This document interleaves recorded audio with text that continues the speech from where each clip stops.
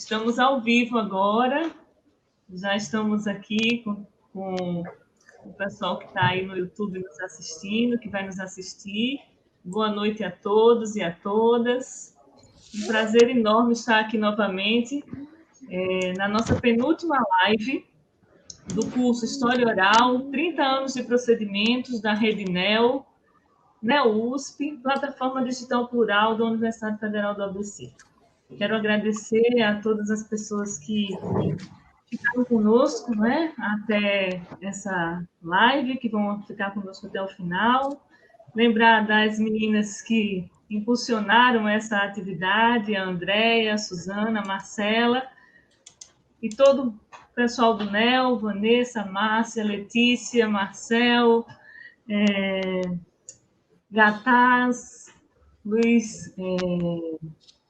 Lorival, que me confunde botando aquele Luiz LSM no contato dele. Todo mundo, enfim, que está conosco, e o nosso querido professor, Zé Carlos Sérgio Bomei, que sempre está conosco, nos prestigiando, seja do lado de cá ou do lado de lá. E hoje a gente vai estar aqui com três pessoas que eu estou muito feliz de estar compartilhando esse meio com eles.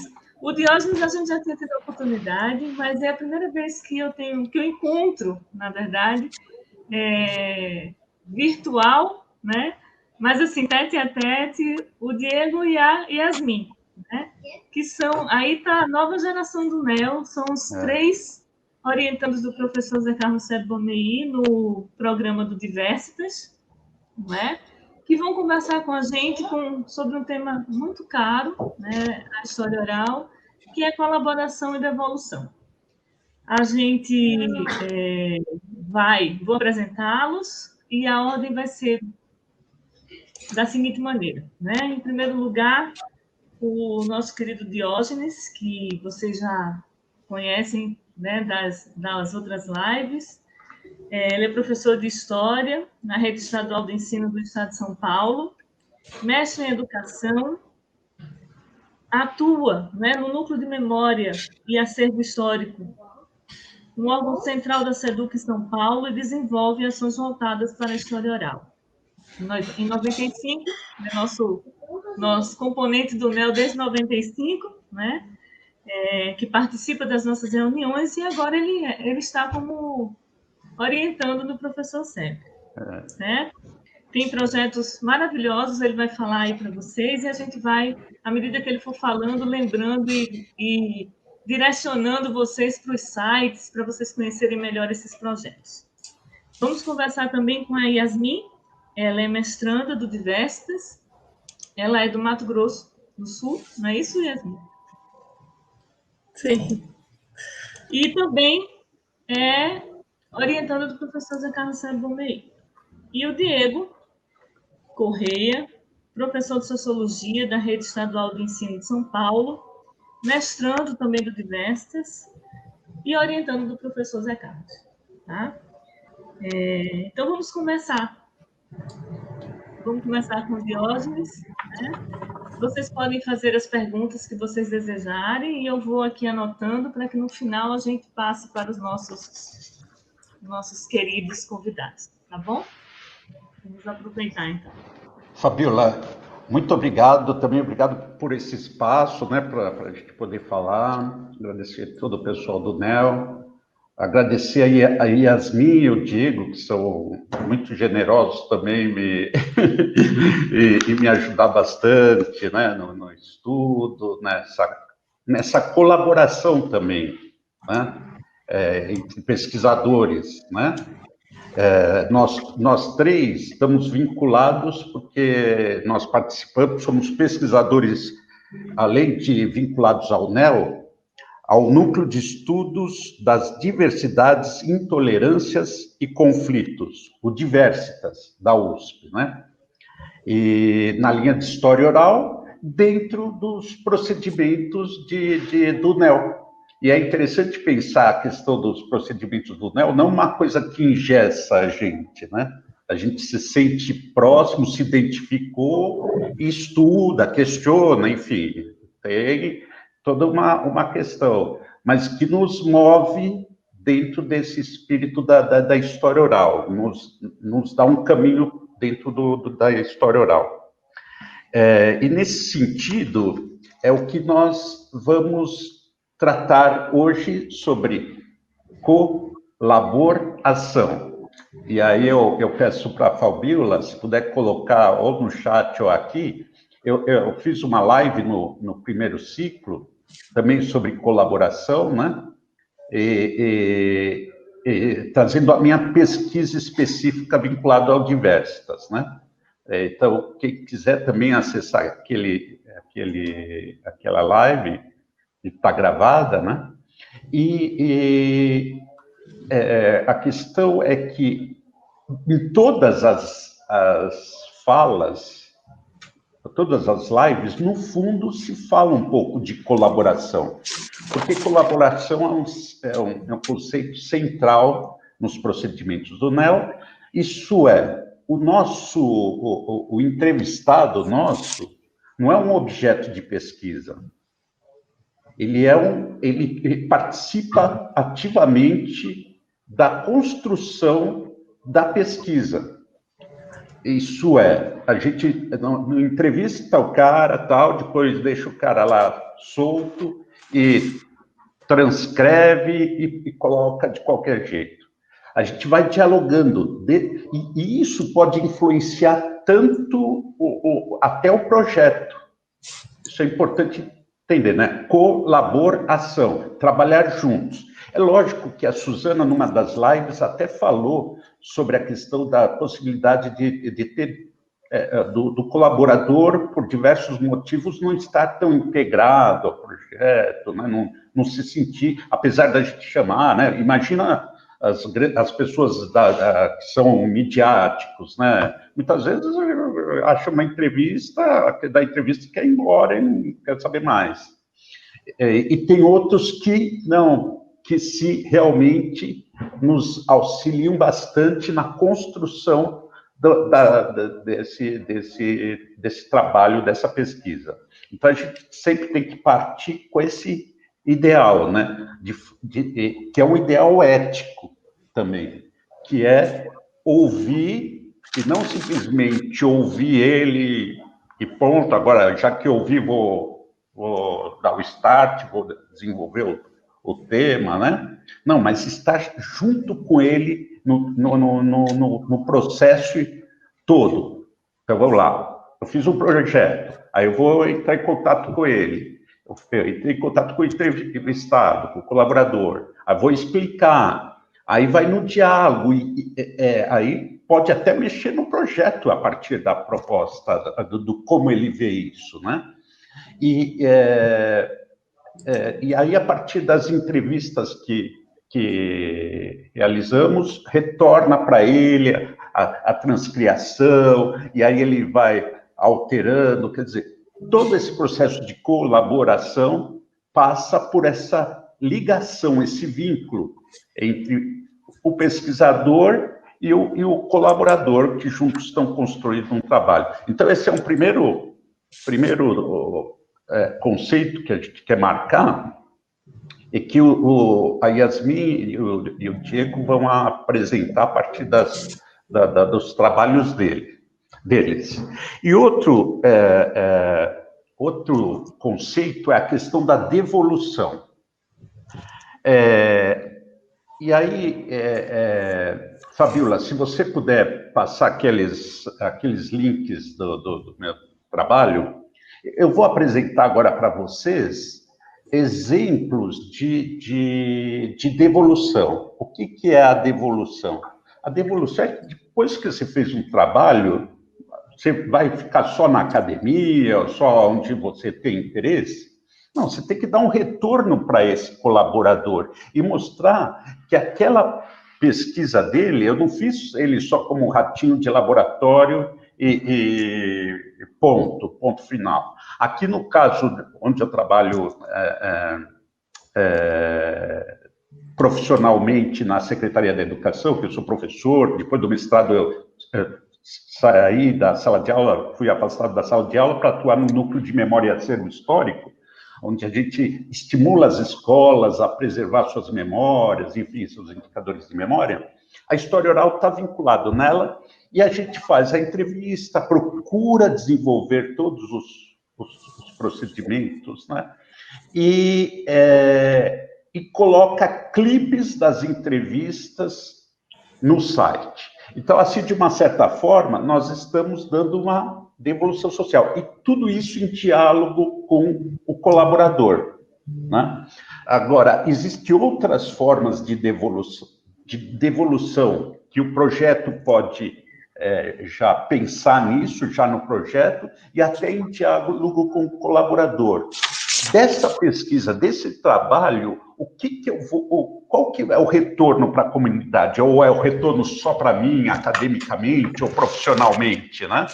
O que volta para a comunidade? Então, vejo que tanto a questão da colaboração quanto da devolução, elas estão vinculadas, né? E nesse caso aqui no site que que a Fabíola colocou, da Escola de Formação dos Professores, da Secretaria Estadual da Educação de São Paulo, nós desenvolvemos esse trabalho de entrevista e, depois das entrevistas em história oral, todo o diálogo com a colaboração, fazemos clipes para dar uma devolução. Isso já desde o início do contato com colaboradores, isso já é mencionado, né?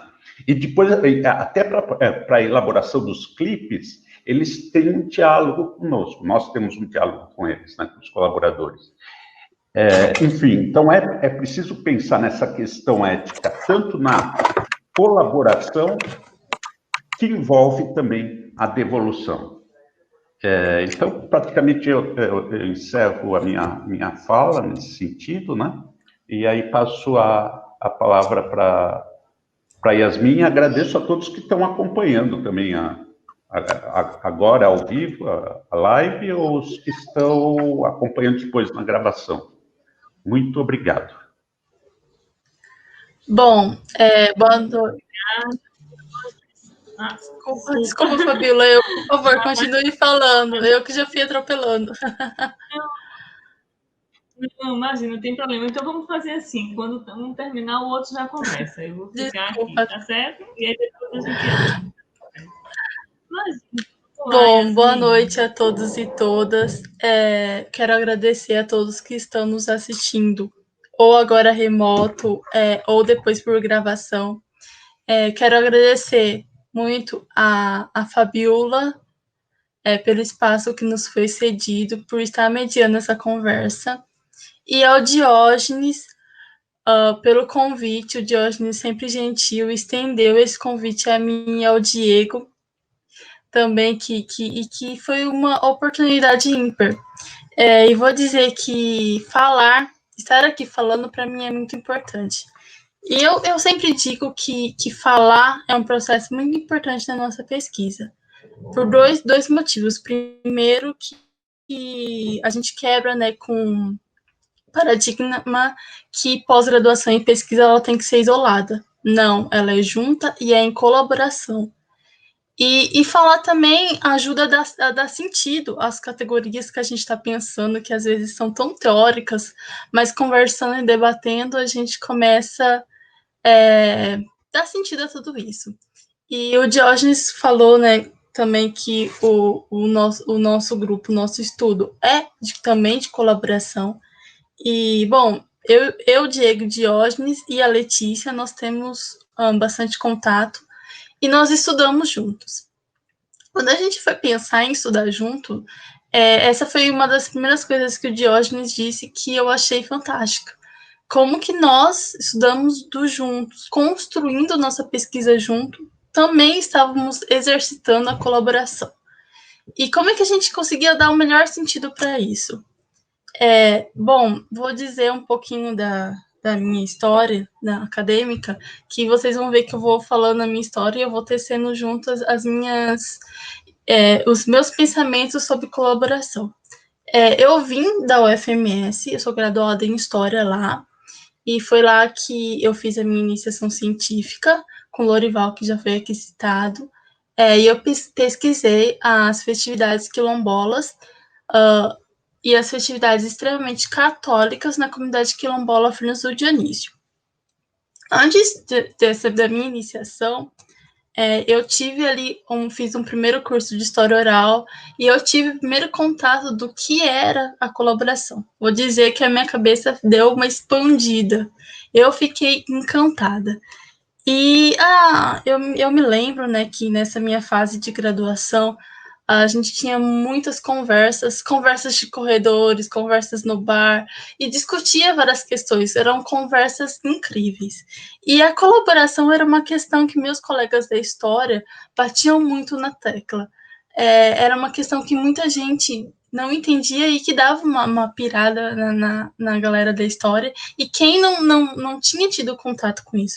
Porque o nosso trabalho da história oral, nosso trabalho como moralista, que eu estou aprendendo agora essa palavra diferencia um pouco do que o historiador faz, do que o historiador que vem de extremamente documental, de uma categoria, de uma aprendizagem mais positivista traz. E então a gente vem tentando romper algumas barreiras, e o professor Seb, ele começa a nos ensinar de uma maneira muito inovadora. E é fantástico, porque quando eu fui entender que a minha pesquisa só era possível de ser concluída com os meus colaboradores, com as minhas colaboradoras, com o que eles me acrescentavam, isso para mim foi uma coisa muito fantástica. E hoje a minha pesquisa de mestrado é sobre a história oral da conversão pentecostal na comunidade Furnas do Dionísio, que é onde eu vim desde a minha iniciação científica. Com o passar dos anos, agora eu me insiro a ela também. E eu falo muito tranquilamente que a minha pesquisa só existe por conta das minhas colaboradoras, que eu tenho uma sorte prazerosa de trabalhar na pesquisa com mulheres, são mulheres da comunidade, e quando eu faço a pesquisa, ela é possível por conta disso, a comunidade, ela me acolhe, ela me abraça. E então, a colaboração, ela também exige um comprometimento ético, como o Diógenes disse, muito forte, muito pertinente, e exige também se formar laços com os nossos colaboradores, porque o que eu aprendi até agora com o professor Seb e com o Nel é que a colaboração ela vai exigir de duas formas. Da minha parte, enquanto pesquisa vinculada à universidade, sou eu quem assino a pesquisa. Sou eu quem faço, sou eu quem escrevo, sou eu quem faço o projeto e sou eu quem vou levar à universidade esse trabalho feito. Eu tenho um compromisso acadêmico que por vezes é muito difícil de conceber. Da parte das minhas colaboradoras, todo o conhecimento vem delas. Principalmente, eu trago ali meu conhecimento acadêmico que é pequeno, perto do conhecimento de vida e de história que as minhas colaboradoras me trazem. Então, é a minha tarefa, meu compromisso, fazer o mínimo, que é dar uma boa devolução. Então, quando a gente concebe o nosso projeto de pesquisa, a gente já concebe o projeto pensando em qual questão é pertinente e qual questão é importante para os meus colaboradores. A gente não tira projetos do nada, a gente estuda os lugares, a gente estuda as pessoas para saber o que ali vai ter uma devolutiva social importante. E eu espero muito que a minha pesquisa que eu desenvolvo contribua tanto para a comunidade e tanto que seja uma boa devolutiva para a história quilombola, que é o que eu estou tentando conceber. E eu tenho um trejeito de falar muito grande, que é dizer a minha pesquisa, o meu trabalho. Mas isso é só uma coisinha assim que a gente fala, mas que toda vez que eu falo, eu tento me corrigir. Porque não é meu trabalho, não é minha pesquisa. É das minhas colaboradoras e é da comunidade. É muito mais que eu. Eu expando todas essas dimensões. Bom, e tem uma coisa assim que eu acho muito importante a ser destacado, que é a pandemia de Covid. Eu entrei para o mestrado em 2018. E, bom, agora a gente, no começo, ali em março, a pandemia de Covid pega todos nós E nós somos seres, a partir disso, vou dizer, nós somos seres, mais ainda seres históricos. O que a gente está vivendo e presenciando vai entrar para os anais futuros da história, podem ter certeza. E isso também alterou muito a nossa pesquisa. E principalmente vai alterar na minha pesquisa que eu desenvolvo a questão da devolução. Bom, como eu disse, a comunidade ela me acolhe, ela me envolve. Então, a minha pesquisa ela tem talvez uma diferença, mas que é fundamental.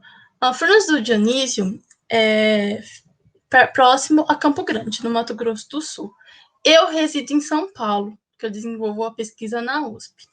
Então, quando eu vou a Furnas do Dionísio, é toda uma programação, tanto quanto eu me programando, quanto uma programação financeira. E é preciso dizer isso, que a gente vem de uma universidade pública, e a universidade pública ela precisa ser fortalecida para que seja possível ser feito tudo isso. E então, é preciso que eu vá para a comunidade, que eu fique lá. Eu fico na casa das minhas colaboradoras, que hoje eu falo que também são minhas amigas. Eu fico na casa delas. A última vez que eu fui a Furnas do Dionísio, eu fiquei 15 dias. Então, é um laço muito especial, é um laço muito fino que eu mantenho com as minhas colaboradoras. À distância, a gente conversa muito por WhatsApp e Facebook. Essa é uma questão também que eu quero trabalhar no meu texto final, porque em Furnas do Dionísio não pega telefone, mas em algumas residências tem internet. Então, é por esse meio que nós conseguimos nos comunicar. Então, quando eu vou a Furnas do Dionísio para fazer as entrevistas, eu converso com elas, e aí elas permitem que eu fique em suas casas.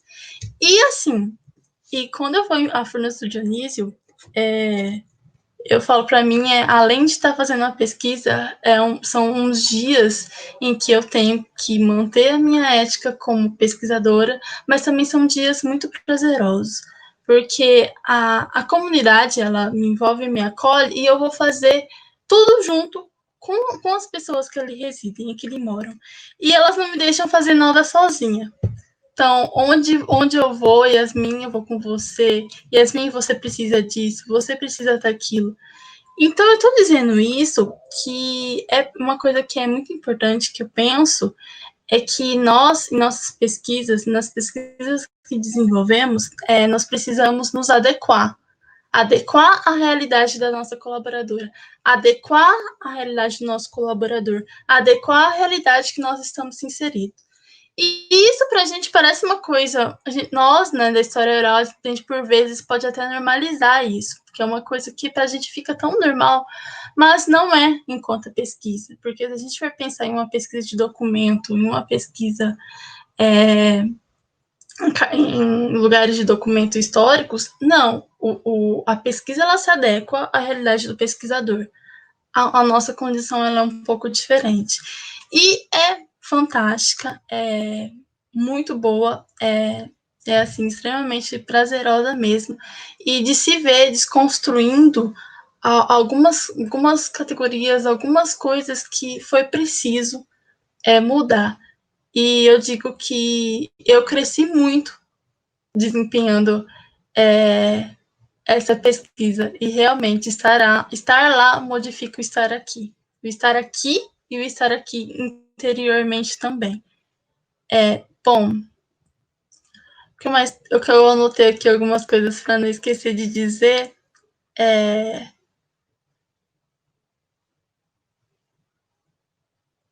Bom, há uma questão aqui que eu venho dizendo, né? Eu estava dizendo sobre a minha relação com as minhas colaboradoras ser muito fina. E a partir dessa análise da questão da colaboração, eu passei a inserir uma palavra que é muito forte, inserida nos meus escritos e nas minhas análises cognitivas e na minha pesquisa, que é a palavra afeto. Para mim, a colaboração, além de ser um trabalho árduo, um trabalho duro, um trabalho que precisa se manter, mas é um trabalho muito afetivo. E eu inseri isso nos meus escritos, até por vezes tenho um pouco de medo de tomar esse como palavra conceito de uma forma errada. Mas é esse sentido que eu quero atribuir.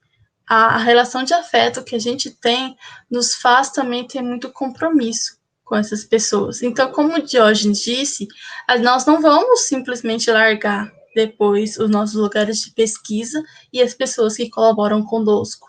A gente faz nós mantemos um laço, e esse laço ele é extremamente importante na hora de conceber a devolução. Fabíola, quanto tempo eu ainda tenho?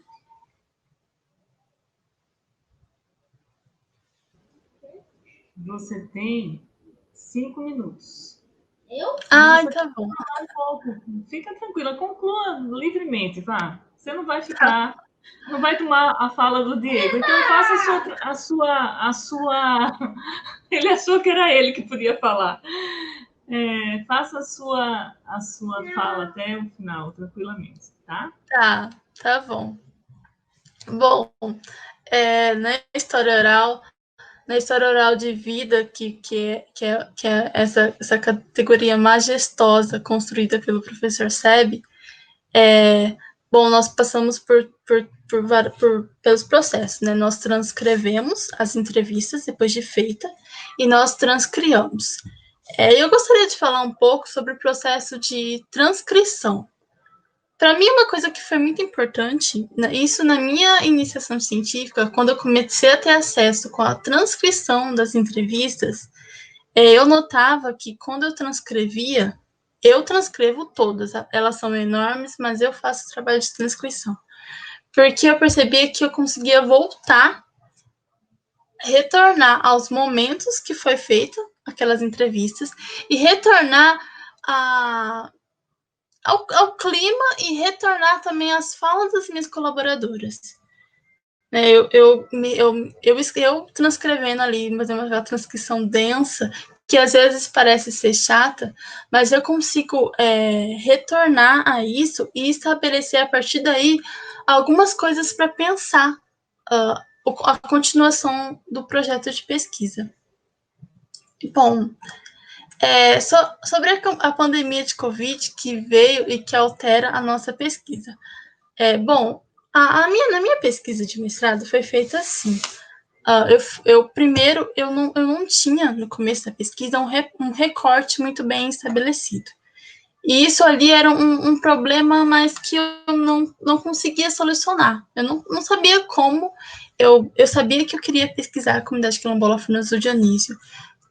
Tinha todas as noções de por que era importante o retorno, o retorno era importante, a devolutiva, o impacto social que a minha pesquisa tinha potência para ter.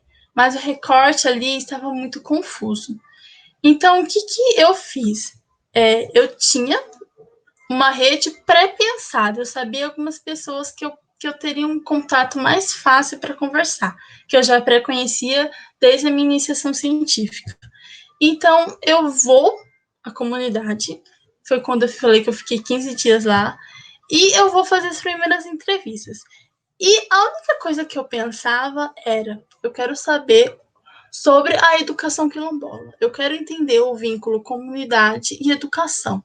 Porque naquele momento era uma coisa que me estava muito latente. Eu estava pensando muito sobre isso. E eu fui a conversar com a primeira colaboradora ali. Bom, e às vezes que eu fui a Furnas do Dionísio, eu fui em período de festas. Podem dizer que eu fiz de propósito, tal, sim, com certeza, porque o período de festa é muito importante para a história quilombola, e a festa ela tem uma potência para explicar, eu considero que tem uma potência explicativa das culturas e de como os indivíduos, né, se correspondem com o mundo, que é muito forte. Então eu fui no período de festa, era a festa de Nossa Senhora Aparecida, que foi a festa onde eu fiz a minha iniciação científica também. E eu participo da organização da festa também. E a organização é outra festa, é uma festa à parte. E essa organização, ela vai sedimentar ali as pessoas, os indivíduos do quilombo, os familiares da senhora que é festeira. E eu fui ali conversar, ajudando, organizando, conversando, porque é exatamente esse vínculo que eu estabeleci. Porque como é colaboração, se a colaboração tem que surgir muito da minha parte, estar plenamente nos lugares, participando, trabalhando, auxiliando, participando de tudo. E, bom, eu fui nesse momento de organização da festa, eu comecei a estabelecer a minha rede. Que eu dizia muito sobre o que eu estava fazendo lá. Porque eu, para a comunidade, as pessoas sabem que eu estou ali estudando alguma coisa. E então muita gente perguntava, o que você está estudando aqui, Yasmin? O que você está fazendo aqui? E aí eu dizia sobre o meu projeto de pesquisa. Cada vez que eu dizia, eu ia melhorando, eu ia afinando mais as questões. E eu ouvia muito assim, fala com fulano, você tem que falar com fulano. E eu ia anotando os nomes depois no meu caderninho, que eu não gosto de anotar nada olhando para a pessoa falando, tirando meu caderno e anotando. Eu acho isso muito ruim. E depois eu anotava no caderninho.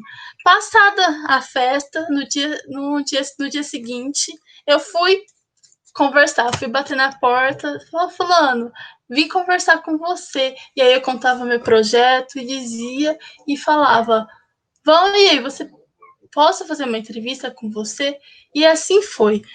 A primeira pessoa que eu fui fazer entrevista foi um homem, foi o único homem da minha rede. E aí ele já me apontou outra pessoa. E assim, as pessoas que me eram apontadas, e isso eu fiquei muito, muito, muito mais tranquila, eram pessoas também que eu já tinha pensado que eu poderia procurar.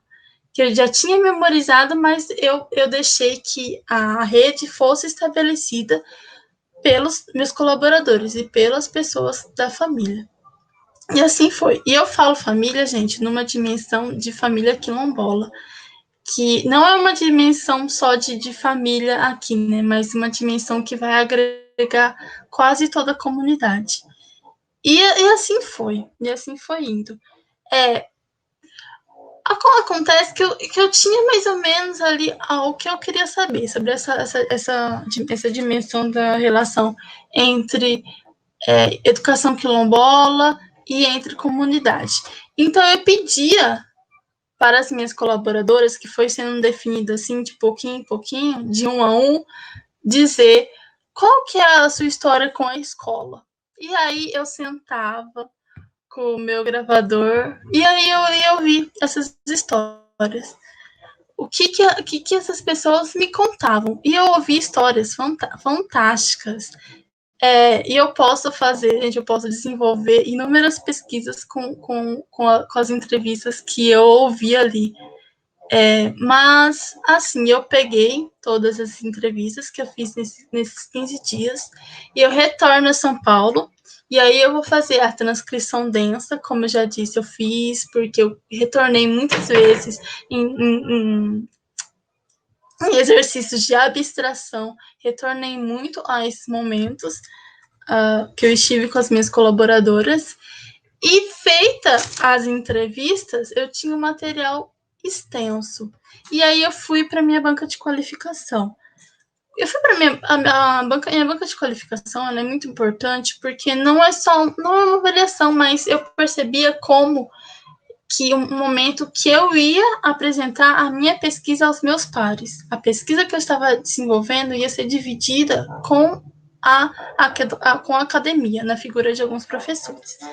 E eu fiquei muito feliz que eles me mostraram um direcionamento para o recorte. Me disseram, Yasmin, nós ficamos muito curiosos porque nas suas entrevistas aparece muito a questão da igreja. E aí eu olhei e falei, realmente aparece muito a questão da igreja evangélica. Pode ser aí que esteja potência para ser o meu recorte de pesquisa. Mas ouvindo isso, eu ainda fui pensar bastante, porque eu entendo que como a pesquisa ela vem de um processo de colaboração, ela tanto tem que fazer sentido para a comunidade que eu estou inserida, para a comunidade de destino da minha pesquisa, porque é para ela que eu faço a pesquisa, tanto quanto tem que ser alguma coisa que vá explicar algo e para aquelas pessoas que ali me auxiliam também.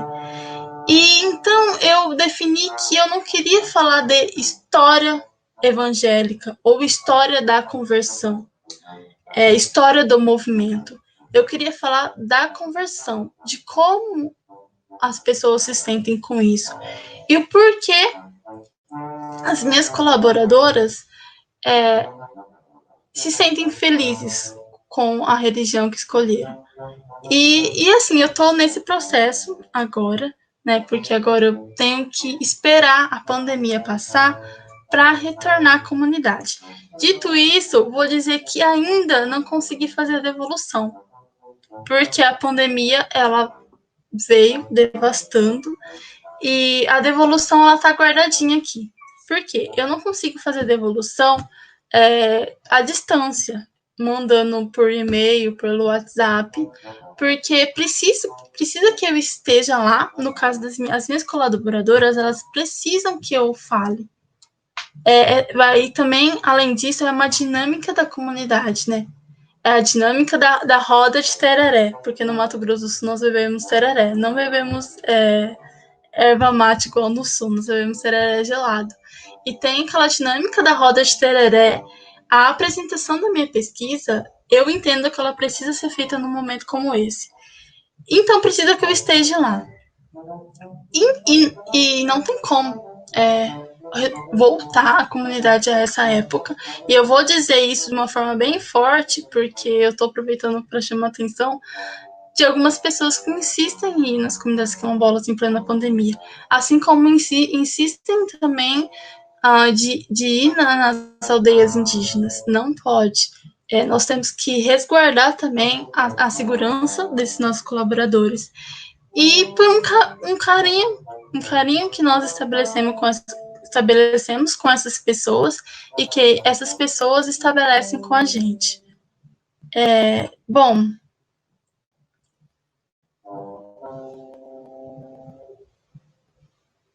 Bom, eu acho que é isso. Eu aguardo perguntas. Eu espero que a minha fala não tenha sido muito cansativa, nem que eu tenha falado muito rápido e atropelado o tempo. Obrigada pela oportunidade, Fabíola. Agradeço também ao Nel por estar aqui. Obrigada, Yasmin. Vamos passar para o Diego. Daqui a pouco a gente abre para a conversa. Eu falo um pouquinho também. Estou querendo saber um monte de coisas. Já tem perguntas aqui no chat. Muito obrigada. Bom, olá, pessoal. Boa noite. Primeiro, eu queria agradecer ao Diógenes e a Yasmin pelo convite. Também agradecer esse espaço, né, que a gente tem aqui para trocar, compartilhar saberes, né, que as meninas têm construído, a Fabíola, a Suzana, a Andréia, a Marcela. Bom, para falar sobre colaboração, eu queria falar um pouco, seguir um pouco da linha da Yasmin, né, falar um pouquinho sobre a minha formação, né. Eu me formei em Ciências Sociais, é um curso bastante denso, né, tem muita teoria, tem muita leitura, mas é um curso muito legal. Eu me lembro nas aulas de metodologia, não só nas aulas de metodologias, né, mas no sentido, nas leituras gerais, se via muito o outro na perspectiva do informante, né, dos atores sociais, do objeto de pesquisa, né, quer dizer, colocava esse outro numa ponta de um lado da pesquisa, né, e o pesquisador ficava de um outro lado. Esse grupo, né, pesquisado, ele situava num ponto específico da pesquisa, ele não fazia parte exatamente do processo inteiro da pesquisa, né. Eu me lembro também que eu fiz uma pesquisa na área de antropologia urbana, uma iniciação científica, e eu fui entrevistar um rapper, né.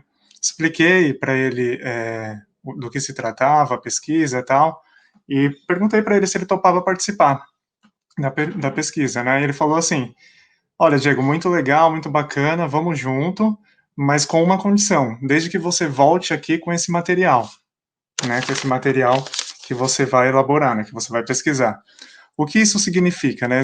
Significa que existe um descompromisso, às vezes, dos pesquisadores com o destino de suas pesquisas, né? É nesse sentido que eu gostaria um pouco de pensar essa ideia de colaboração e comunidade de destino, né? Bom, e aí, quando eu entrei na história oral, eu acho que foi também meio que igual a Yasmin, eu fiquei fascinado também porque era um campo científico mais ético e mais humanizado, né, que a gente conseguia ter essa relação mais equilibrada de agora em diante com o colaborador, né? Esse colaborador, ele não faz parte de um ponto da pesquisa, né? Ele faz parte do processo inteiro da pesquisa, né? Ele tem nome, ele é uma pessoa, ela ou ele é uma pessoa, né? Então, essas coisas eu acho, né, considero muito importante na história oral, e eu acho que esse pacto entre colaborador e pesquisador, esse pacto, né, entre aspas, meio que conduz essa devolutiva, né, eu acho que isso é importante, né. Então, pensar nessa relação é meio que devolver de onde veio a história, né, e para quem fez essa história, né. Portanto, ela é muito mais do que uma divulgação científica, ela envolve as comunidades que geraram essas histórias, né. Bom, para tentar ilustrar um pouquinho essas ideias que eu estou comentando, eu queria comentar um pouco de um trabalho que eu fiz no primeiro semestre, numa disciplina chamada Linguagens da Sobrevivência, que foi solicitado um trabalho no contexto da pandemia, né, uma tarefa difícil, inclusive nesse contexto, né, como a Yasmin bem destacou também, e aí me veio em mente uma situação, né, eu pensei em várias coisas e surgiu uma situação. O que aconteceu?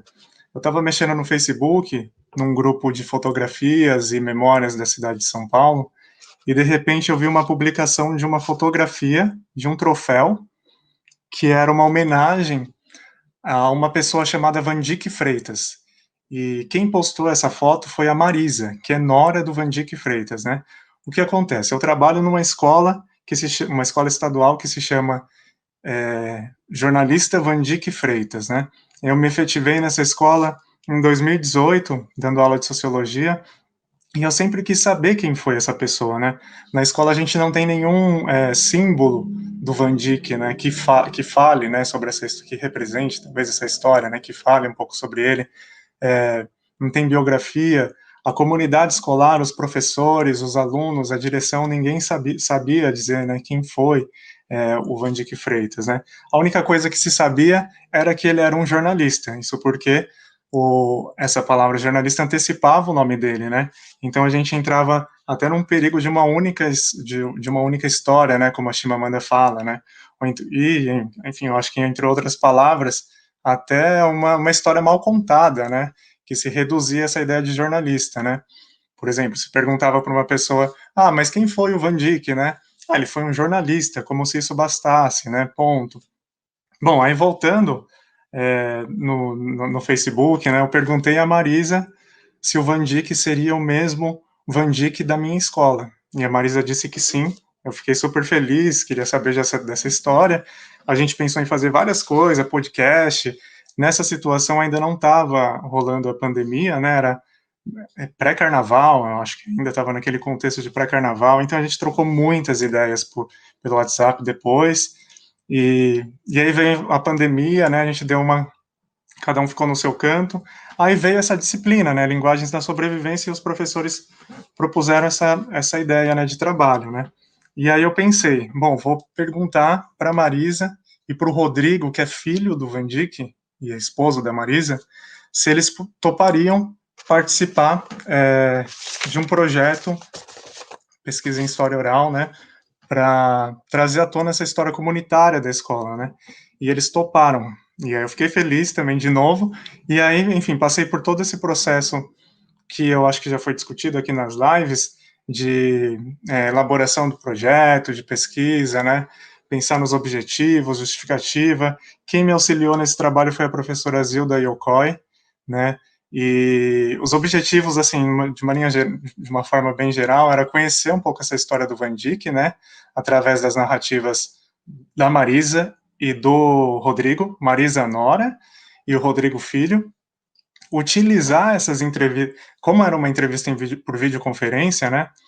Utilizar essa entrevista por videoconferência, fazer meio que uma transcriação, né, uma edição nessa entrevista para ser também compartilhada com a comunidade escolar, além da transcriação do texto, né, que era uma divulgação que eu gostaria de fazer também, né, meio que transformar esses resultados, né, esse texto, esse vídeo, em materiais pedagógicos para a escola. Bom, então eu passei pela pré-entrevista, né, passei pela entrevista, fiz a transcrição, a textualização, a transcriação, a conferência, a validação, né.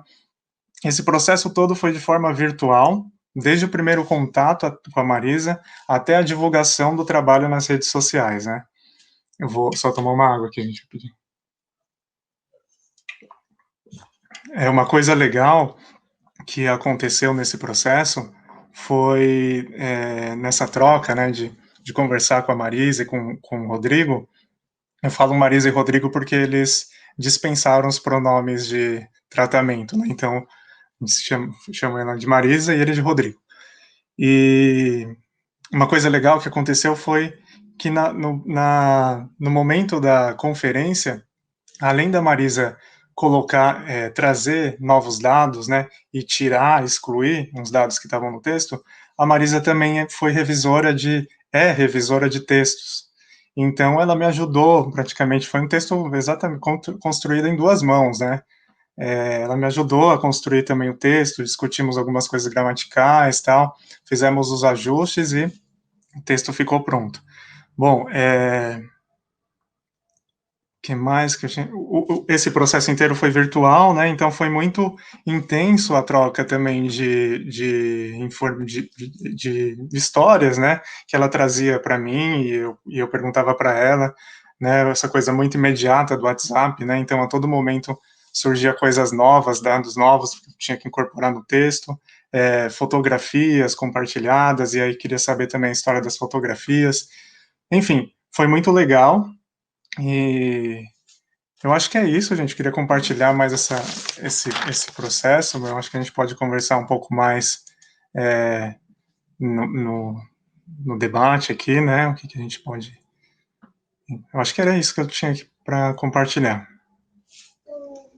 Muito obrigada, Diego. Obrigada, Diógenes, que eu não agradeci corretamente direito.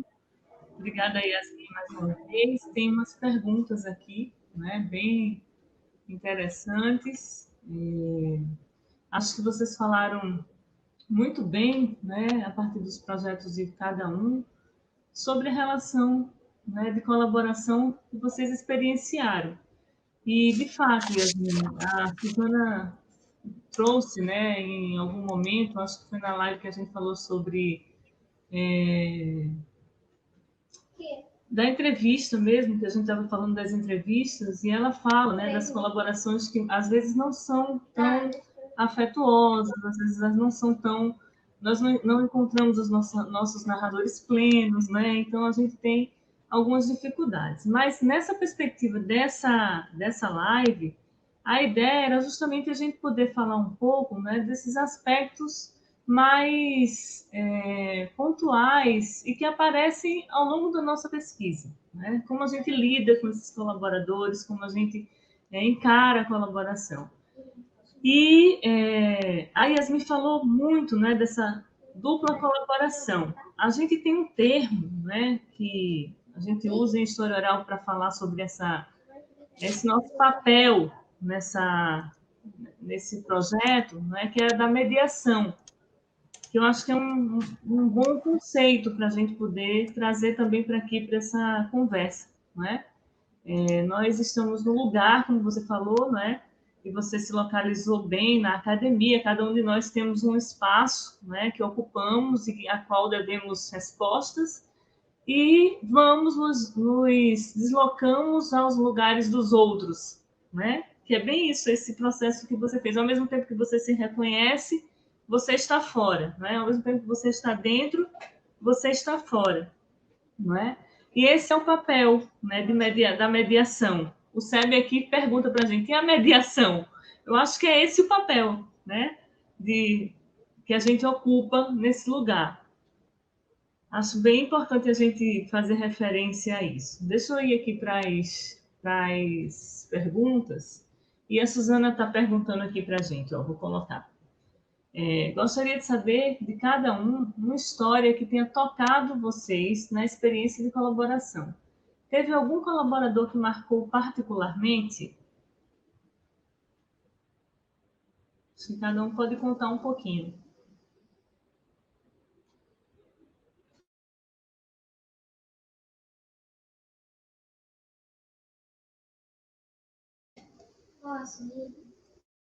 Gente, eu não estou ouvindo ninguém. Vocês estão? Yasmin, você está com o microfone desligado.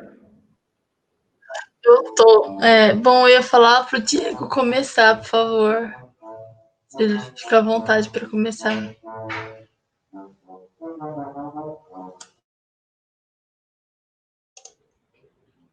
Então, Suzana, muito legal a pergunta. Sim, a Marisa me marcou já. Eu sou novato, né, na história oral, estou chegando agora, não tenho muita experiência de entrevistas e tal, mas a Marisa me marcou bastante, assim, porque a gente vem trocando bastante ideias depois da pesquisa, né? Acho que a nossa comunicação continua e a gente não ficou preso, né, totalmente a essa ideia da pesquisa, né, só de saber a história do jornalista Vandick Freitas. A gente tem falado sobre diversas outras coisas. Ela mora em Salvador, vira e mexe ela me manda, enfim, links de vídeos para eu assistir. A gente troca muita informação. E na minha pesquisa do mestrado também eu tenho uma relação bastante forte com uma das colaboradoras que mora no Rio. A gente conversa muito. Minha mãe teve um problema de saúde recentemente e eu comentei com ela um pouco. Ela me trouxe, ela também teve o mesmo problema da minha mãe, então ela comentou o que aconteceu, né, na vida dela. Foi uma troca muito importante, assim. Eu até compartilhei com a minha mãe e tal. Isso foi bem bacana. E ela também comentou o que ela está fazendo agora, né, depois que ela teve esse problema de saúde. Então, são coisas que marcam, né? Eu acho que é legal isso, né? E não sei se foi essa a pergunta, mas eu acho que é isso. E os demais também, né? Eu acho que todo mundo tem um lugarzinho, né, na nossa vida, assim, na nossa história, porque é isso, cada um tem uma especificidade, né? E tem as histórias também de um outro colaborador da minha pesquisa de mestrado, também a vinda dele do processo migratório, de sair do Nordeste e chegar a São Paulo, foi uma coisa, assim, impressionante, fascinante, sabe? É uma coisa que me impressiona a história de vida dele, então é difícil, né, a gente ter um específico. Acho que todos têm uma característica ali marcante, né? Sim, isso mesmo. Vamos lá? Eu vou falar. Eu acho que o que o Diego nos disse agora exemplifica muito o que nós estávamos falando, né? Como é que as nossas relações com os nossos colaboradores e colaboradoras nos marca e nos marca também a relação com a nossa família. E eu acho isso muito importante de dizer, porque algumas das minhas colaboradoras, essa relação também é marcada. A minha família, via rede social, via telefone, acaba também participando desse laço de colaboração. E, bom, a minha história que marcou esse meu trabalho foi com a Vera. Como eu contei, as colaboradoras da minha pesquisa, eu dizendo novamente, da pesquisa que estou desenvolvendo, elas foram aparecendo aos poucos. E o nome da Vera apareceu junto com de outra pessoa. E eu falei, bom, a Vera eu não conheço. Vou conversar com outra pessoa primeiro. Bom, a Vera apareceu assim para mim. Conheci ela bem sem querer. Eu estava sempre na escola e a Vera trabalha na escola. E aí eu conversando na sala dos professores com várias pessoas, inclusive com ela, ela disse algumas coisas e disse seu nome. Na hora que ela falou o nome dela, eu falei, peraí. E aí nós fomos ali, conversei um pouco com ela e falei do meu projeto, o projeto que eu estou desenvolvendo, e perguntei se ela gostaria de ser colaboradora na entrevista. Ela falou, claro que sim, pode ser agora? E então foi. Então nós fomos. Eu tava. E assim, a escola, ela é colada com um espaço onde é a Associação dos Moradores. Então a gente saiu da escola, ela falou, espera um pouquinho. A gente saiu, andou um pouquinho até a Associação dos Moradores, e lá estava tendo também um evento, estava tendo alguma coisa que tinha muita gente, tinha música, e nós sentamos na mesa e começamos ali até a primeira conversa, que seria a prévia da entrevista. Então fomos a outro lugar depois para a gente, na mesma hora, assim, conversou ali para a entrevista. E essa questão ela me marcou muito, porque marca muito de como é a dinâmica de estar na comunidade. E como é que eu também tinha que estar preparada, né, para quando a minha colaboradora quisesse falar. E a experiência de vida da Vera, assim, e a experiência de vida que ela tem, e as reflexões que ela me colocou com isso, me marcou muito e me fez voltar pensando em muitas coisas. Não só a história dela, principalmente, mas o que ela me ensinou ali. Eu gostaria de falar rapidinho, Suzana, eu fiquei pensando, como o Diego, eu concordo totalmente com o Diego e com a Yasmin, quando eles falam o seguinte, que você aprende com todo colaborador, você não... Nossa, fazer a transcrição é muito chato, é chato pra caramba, mas é maravilhoso, porque você retorna aquele espaço, aquele momento, aquelas vozes, e você também se vê e você fala, poxa vida, né? Quer dizer, é super importante esses momentos. Agora, eu gostaria de citar já que eu dei o exemplo aqui nessa live do trabalho de memória oral que a gente faz no Núcleo de Memória e Acervo Histórico da Secretaria da Educação, mostrar um pouco o reverso da devolução negativa. Qual devolução negativa? Eu fui procurar um colaborador nosso para desenvolver um outro projeto a partir das histórias de vida dele. A gente entrevistou educadores, profissionais da comunidade escolar, não profissionais, da comunidade escolar. E esse senhor de 80 anos, hoje está com 80 anos, ele está morando sozinho, ele é aposentado, ele só tem telefone fixo e não tem acesso à internet.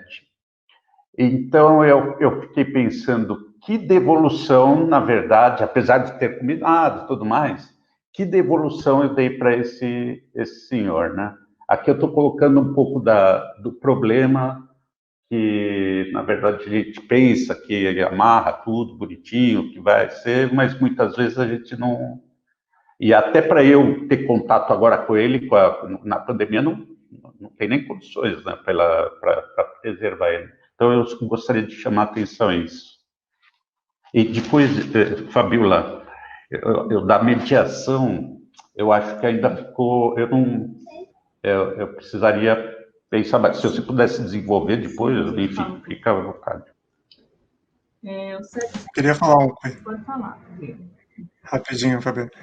Que essa talvez, não sei se é essa palavra, né, esse afeto na colaboração, ele não corre de maneira... são coisas das circunstâncias, né? Eu acho que da dinâmica da comunicação nossa com o colaborador, né? Queria só falar, né, em relação a esse caso o problema de saúde da minha mãe, né?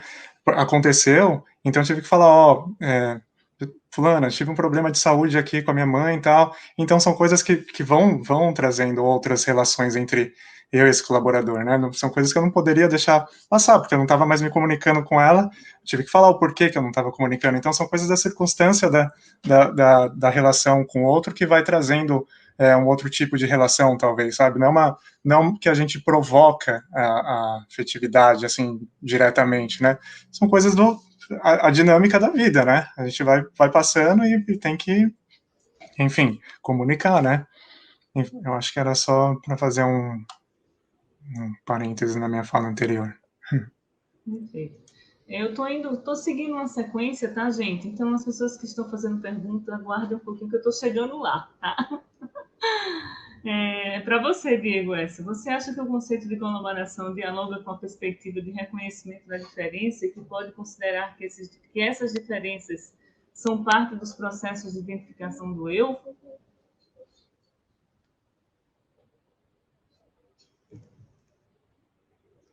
Acho que é. Quer que repita, Diego? Eu tô lendo aqui, desculpa, eu tô lendo aqui, gente. Uhum.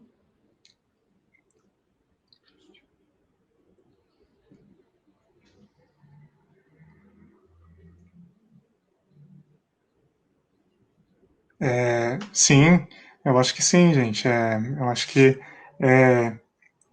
cada grupo se identifica de uma forma, né?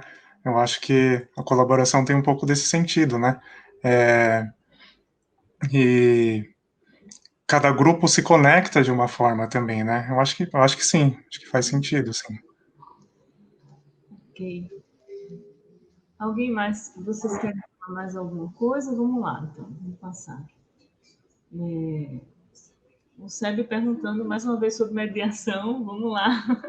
E falando aqui com relação à colaboração. Acho que aqui tem uma questão importante, né, gente? Que coloca assim, acho importante saber se comportar com colaboradores que se posicionam de maneira formal ou distante. Será que a afetividade eletiva não chega a prejudicar o projeto como um todo?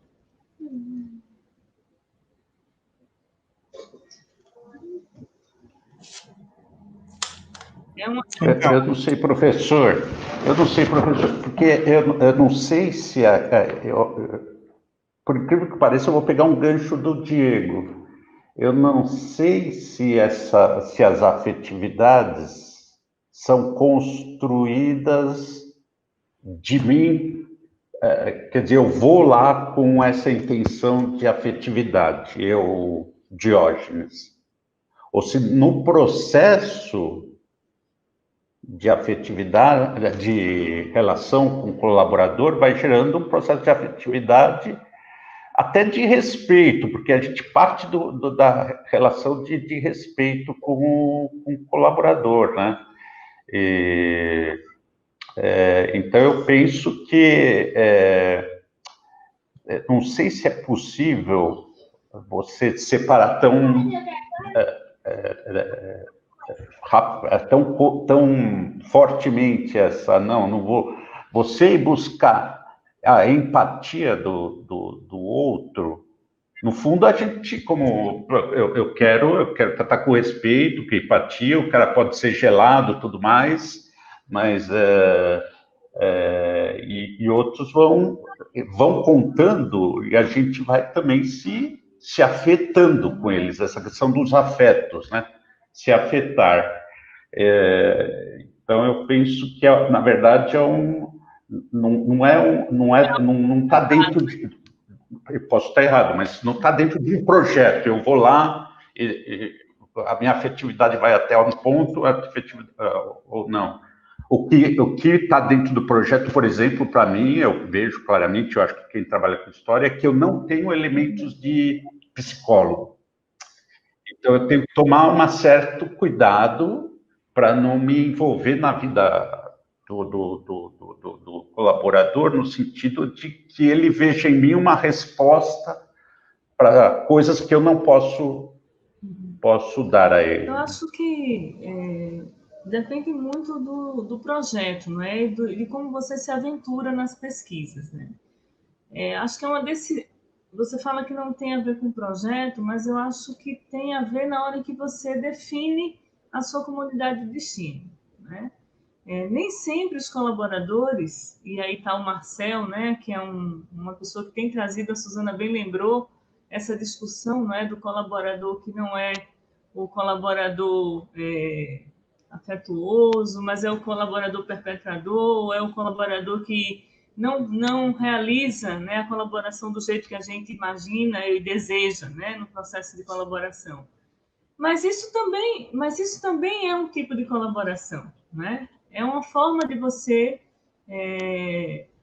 se relacionar com esse outro do projeto, né? Que está que tá em contato conosco, que está conversando conosco, que está de alguma maneira cedendo o seu tempo e parte da sua história naquele determinado momento, né?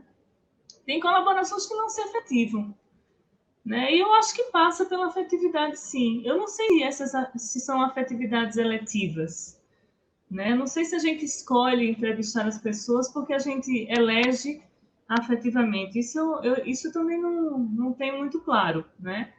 Até porque a gente faz vários tipos de projeto.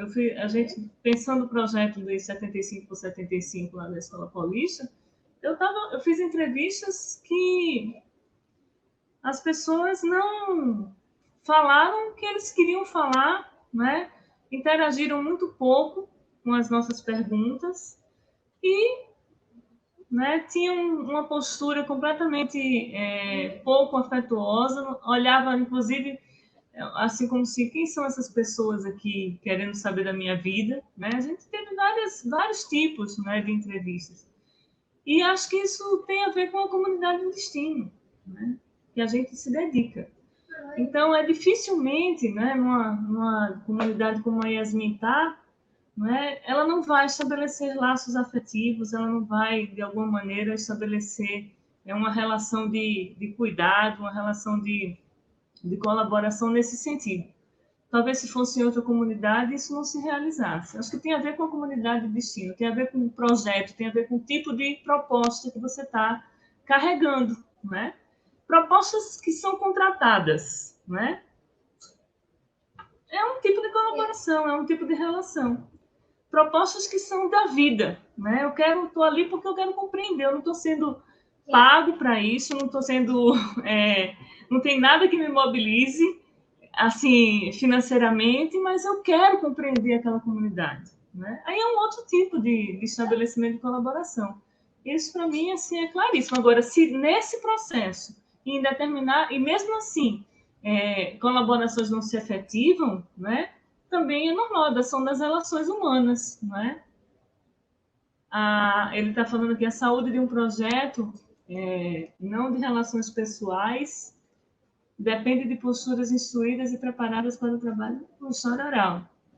Sim, sim, claro, né? Eu não vou deixar que aquilo que eu sinto em relação ao outro impeça, por exemplo, que eu realize a entrevista. Agora, como essa entrevista vai se dar, como essa colaboração irá se efetivar, né? Isso tem a ver, sim, né? Isso afeta, sim, como não, né? E esse mito da não interferência fica onde? Claro que interfere.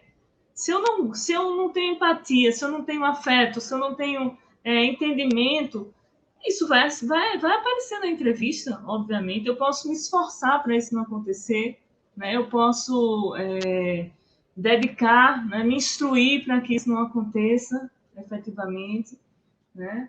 Pode acontecer, sim, mas eu acho que é um outro tipo de colaboração, né? É o caso que, para mim, é muito forte, que é da minha pesquisa, né, com minha mãe, com as memórias da minha família e tal. E aí tem os dois lados, é uma coisa interessante, porque essa questão do colaborador também tem os dois lados. Tem um lado que o colaborador também te exige certas coisas, né? E como que essa negociação, talvez é isso que o professor queira falar, da mediação, né? Porque, na verdade, você vai procurando, você tem essa comunidade de destino que te mobiliza, mas como você vai tratando de não criar lendas, né? Mitos, né? Mas narrativas, isso sim. Pode ser narrativas poéticas, narrativas poéticas, né, se possível, mas de qualquer narrativa, uma narrativa poética, mas não construir lendas, né? Não sei. A Nádia está falando aqui, né? Concorda comigo, os afetos movimentam a narrativa, tanto os bons afetos como os afetos que não são tão bons. Eu acho que é isso mesmo, né? Não tem como não afetar, né? Não tem como a gente ser o Barão de Munchausen, né? De sair puxando pelo rabo de cavalo e sair, né? E ficar acima de tudo e conseguir, né? Não eleger, né? Afetos. A gente vai constituindo isso ao longo da pesquisa. Mas, enfim, gente, já são 8h10. A conversa foi muito boa. A Suzana está aqui colocando, né? Retomar o conceito da comunidade de destino é bem importante para pensar, inclusive, diferentes dimensões de mediação. Isso mesmo, Su. Eu também concordo com isso. Eu acho que como a gente estabelece o projeto, como a gente estabelece a comunidade de destino, o tema que a gente escolhe pensar, né? Por que a gente vai atrás desse e não de outro tema, é definidor de uma série de condutas, né? De posturas. Eu acho que isso tem a ver. E eu tenho muita dificuldade de me separar metafisicamente do processo. Assim, acho muito difícil isso. A Nádia também está falando aqui, o entrevistador está implicado na narrativa. Exatamente, né? Então, são muitas... Esse aspecto da história oral, a colaboração, a devolução, e esse compromisso da mediação que nós temos, né? De fazer com que essas pessoas, de alguma maneira, com as quais a gente se relaciona, com os grupos humanos com os quais a gente tem se encontrado, não é? E construído histórias em conjunto, não é? E publicizado essas histórias, e aí o sentido da história pública para a história oral, não é? Que é fazer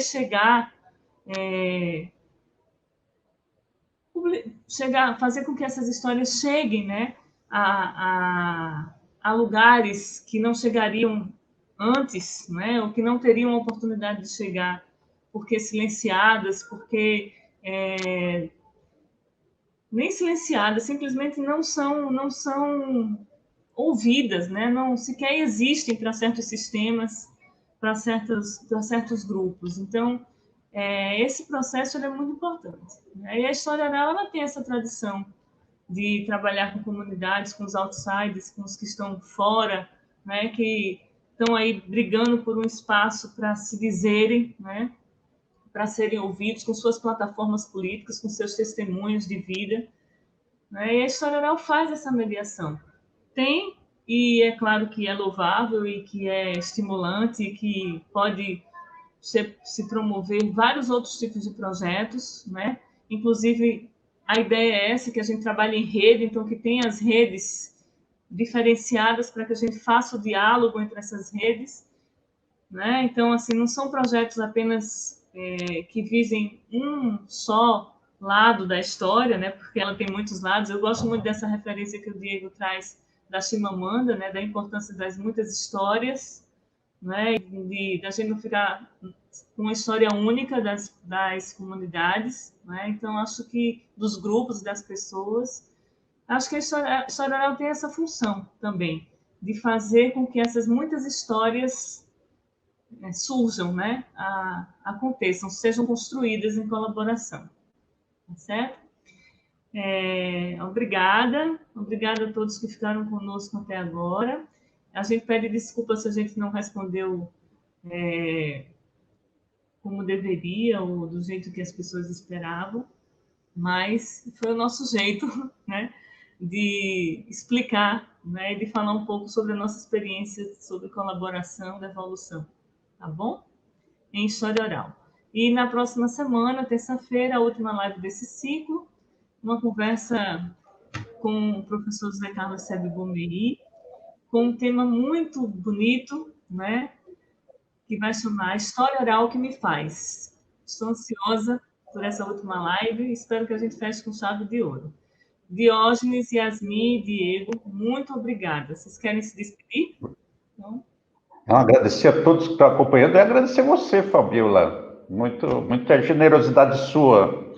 E agradecer ao Diegão e a Yasmin também por estar conosco aqui. Obrigado, viu?